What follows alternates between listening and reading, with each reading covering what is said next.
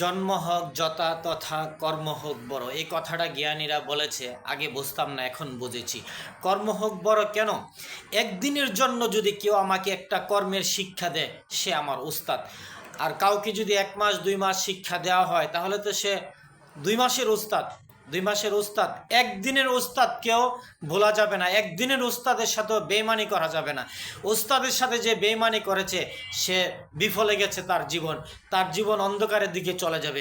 উস্তাদকে উস্তাদের মতো সম্মান দিতে হবে।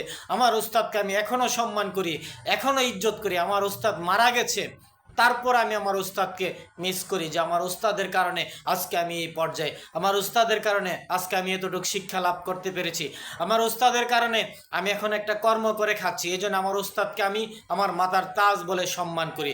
আর যারা উস্তাদকে সম্মান করে না, তারা জীবন কখনো শান্ত হতে পারে না। তাদের জীবন বিফলে যাবে, তারা অন্ধকারের দিকে ডেকে যাবে, তারা কখনো শান্তি পাবে না।